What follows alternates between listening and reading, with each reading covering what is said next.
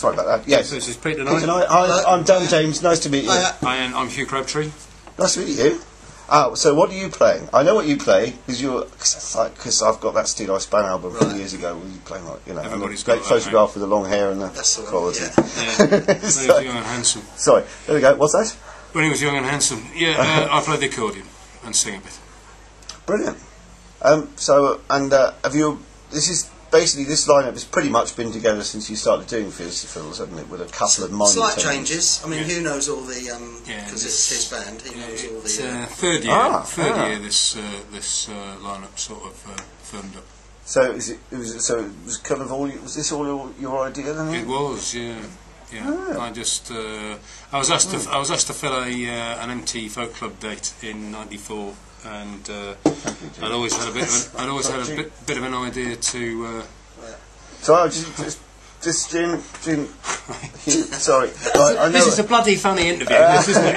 People coming in with cups of coffee and having introductions. Is this journalism in the 21st century? This is my lady, Jim. Sorry. Anyway, let's go with it because you've got a show to do. Absolutely. Yeah. Right. Anyway, 3 years. That's great. The third year, this lineup came together, and it started as just a bit of an idea to put 6 well-known fiddle players in front of my Cayley band. That's how it started. And it's still going strong after 3 years. It's first time in Wales, is that? It's our first time in Wales. This is our 17th meeting. Sorry, I'm not quite sure. It can't get you both in. Right. Well, it's. I gather it's probably quite good fun on tour. I mean, do you write songs on the bus? Those of you who travel? No. Not ones that we could repeat in this interview, anyway. Sounds like Call Me Albert. Sorry, I shouldn't say that. That's probably some friends of mine. But to answer your question, it is fun, yes. Because nobody, there aren't any egos in this band. Nobody takes, or not ones that get out of control.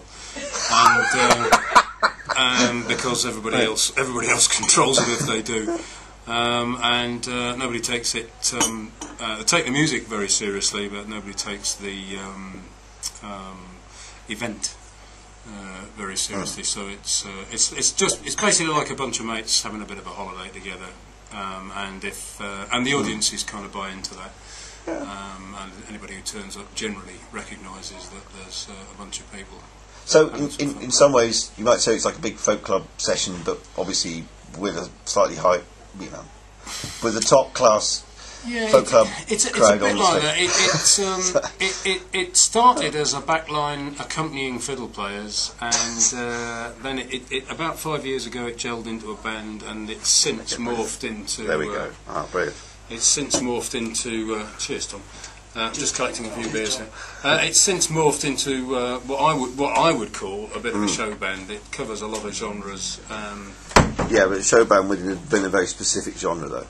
We are talking trad stuff mostly, There's quite a lot of trad material there, but I mean we play some blues, we play some play some bit of jazz stuff. We play. We have, we won't be on this show, but I mean we've covered the classical genre. Obviously, there's some Celtic and English folk music, but there's also film themes and pop songs, All right. Peter, I heard about one of your tunes because I've had previous news of the show when you played in Tewkesbury last year, I think, and apparently you've got some very interesting stuff of your own that's quite a possibly non-folk genre, or just completely in a class of its own rather than being specifically folk. Is it sort of jazz or you did say it was a sort of 10-minute piece that you played and yeah, you're probably talking about something called Sharp Goes Walkabout, which started life as an improvisation on one of my CDs called Too Late for Shadows. And then I have a trio called Gig Spanner, and there's a guitarist in that called Roger Flack. And when I started rehearsing Sharp with Roger, he slotted some chords in, which for me actually transformed that piece of music from something that was what I considered to be a seed to something that sort of started growing and developing. And then bringing it into the Feast of Fiddles, it grew a little bit more. And that's what tends to happen with pieces of music. I don't always finish things that I start because I get bored quite quickly. Even if I sense that it's of something of some worth in terms of it either being a good tune or a good song or whatever, I get bored and I stop. So when a bit of music that you start keeps developing and taking on some sort of life beyond the music itself, and that's what's happened with Sharp. And this band obviously is full of absolutely fantastic musicians, and to have DM playing drums and Hugh's accordion playing, I mean, it's Hugh that pulled us all together. And it's not just his organisational skills that pulled it together. Well, it's our respect for Hugh as a musician. He's absolutely phenomenal. Right. What's that?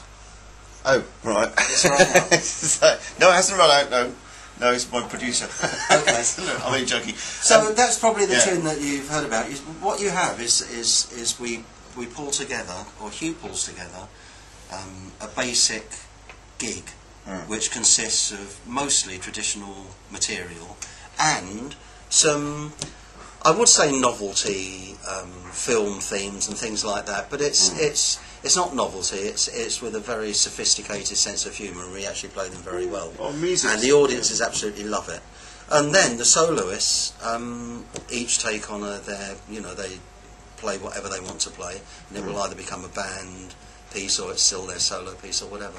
But it's just a rich evening of music that is full of fun, full of good musicianship, and we do it with a smile on our face, and the audience do it with a smile on their face. So it's lovely. Good. Well, we're very much looking forward to it. And I don't want to keep you longer because right. I know you've got you quite to finish. Otherwise we'll have to go on like this. Yeah. Right. Anyway, thank you very much. Thanks a lot. You're welcome. Peter. Thank you.